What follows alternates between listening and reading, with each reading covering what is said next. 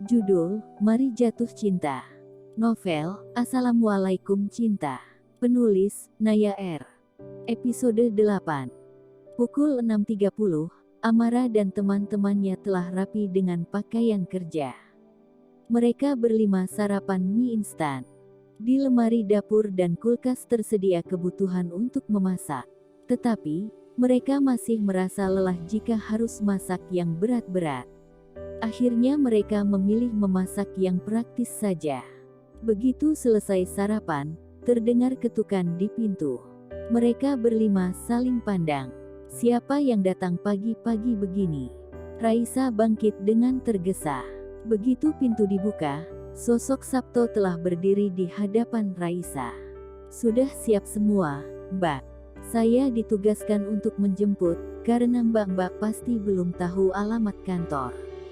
Sabto berkata dengan sopan. Raisa menoleh pada teman-temannya. Ini fasilitas kantor lagi, Mas. Apa semua pegawai juga dijemput? Amara telah berdiri di samping Raisa.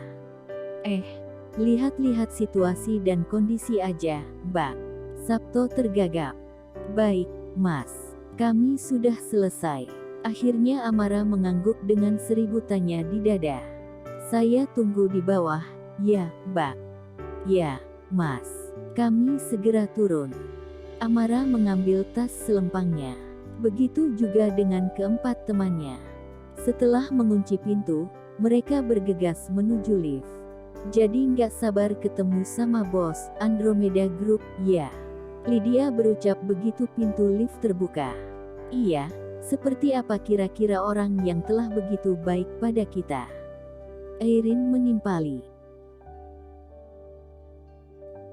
Biasanya, yang namanya bos itu, umur di atas 40 tahun, badannya gendut, penampilannya parlente. Vega mencoba membayangkan. Bagaimana kalau bosnya masih muda, tampan, dan gaul? Raisa membayangkan sosok yang lebih menarik. Kalau seperti itu, kita berlima akan saingan untuk mendapatkan hatinya. Airin terbahak. Amara hanya diam menyimak semua pembicaraan teman-temannya. Pikirannya kembali tertuju pada Fahri.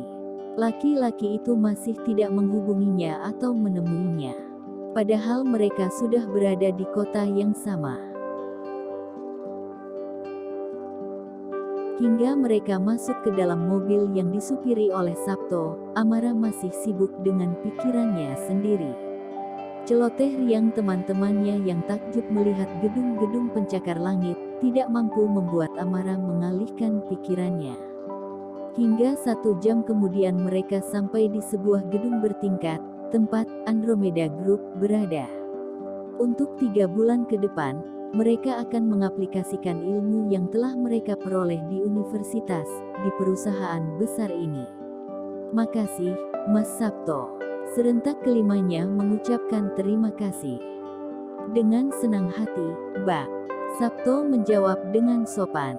Teman-teman Amara telah berjalan menuju pintu utama gedung Andromeda Group. Amara berbalik dan memanggil Sabto kembali. Mas, maaf, mau nanya. Iya, Mbak, silakan. Masjid Baitur Rahman jauh nggak dari sini? Nggak terlalu jauh, Mbak. Kira-kira setengah jam perjalanan kalau nggak macet. Oke, Mas. Makasih, ya. Mbak ada perlu ke sana? Belum tahu, Mas. Lihat nanti. Amara tersenyum lalu berbalik dan menyusul keempat temannya. Jika sampai besok, Fahri masih belum juga menemuinya, maka Amara akan mencari laki-laki itu ke masjid yang disebutkannya kemarin.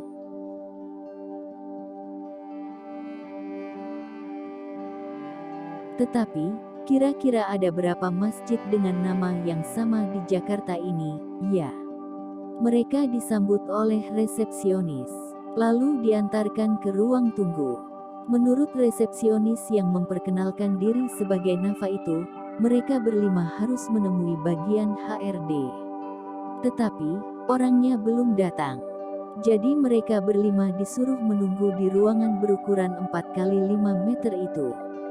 Kamu kenapa, Amara? Sedari tadi cuma diam, bengong, manyun. Lydia menyenggol lengan Amara.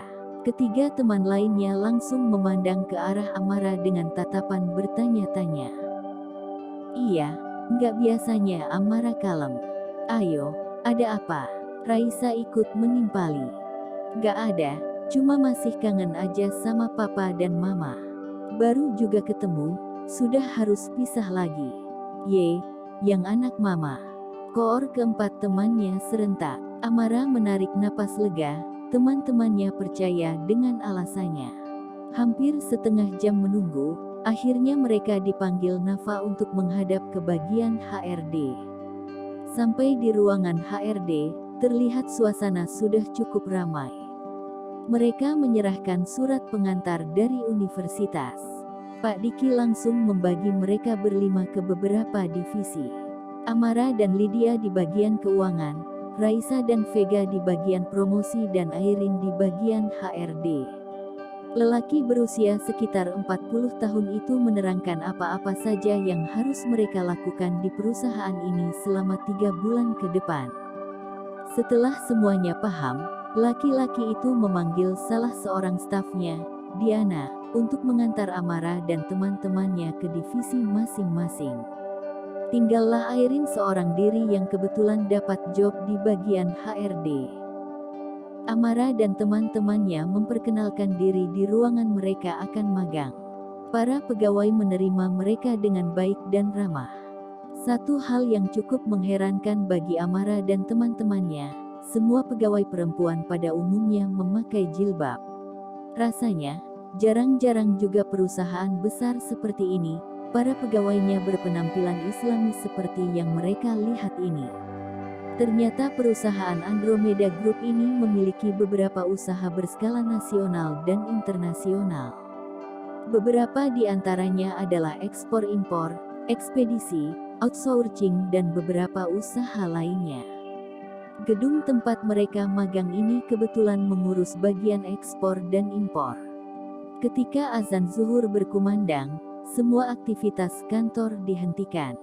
Seluruh staf dan karyawan dihimbau untuk melaksanakan salat zuhur berjamaah di musala kantor. Amara dan teman-temannya mendapatkan informasi tersebut dari karyawan yang ada di ruangan mereka.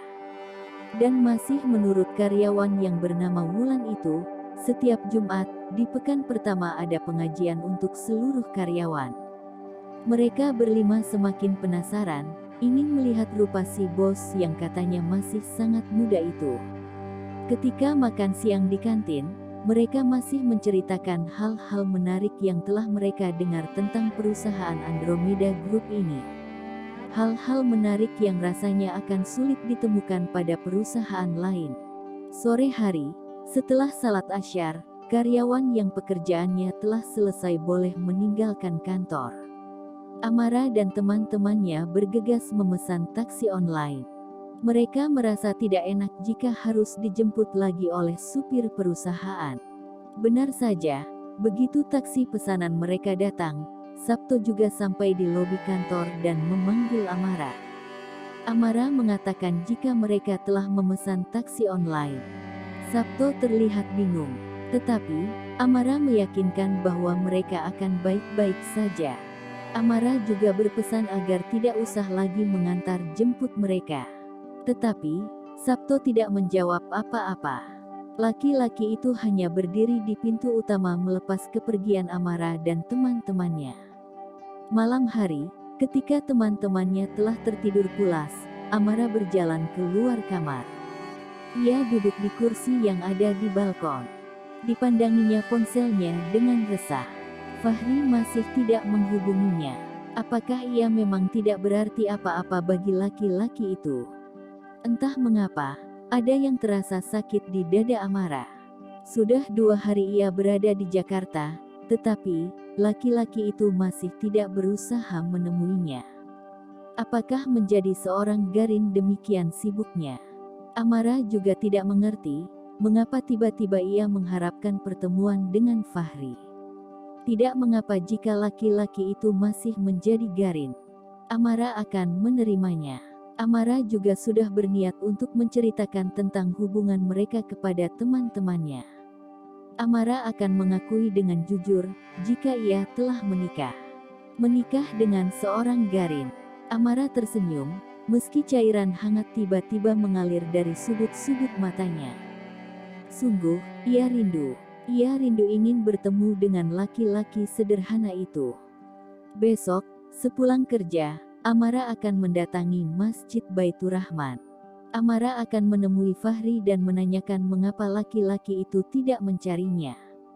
Amara juga ingin mengucapkan terima kasih karena telah dicarikan tempat magang yang nyaman. Sampai pukul 23, layar ponsel di tangan Amara masih juga kosong. Tidak ada panggilan ataupun pesan dari Fahri. Amara bangkit dengan perasaan kecewa. Apa mungkin sikapnya yang dulu sering merendahkan, yang selalu mengabaikan, bahkan yang pernah menolak nafkah batin dari laki-laki itu, telah membuat laki-laki itu membencinya. Amara membaringkan tubuhnya di samping Airin. Akhirnya entah pukul berapa, perempuan itu bisa juga tertidur meski dengan perasaan sedih yang masih mengelayuti hatinya. Bersambung.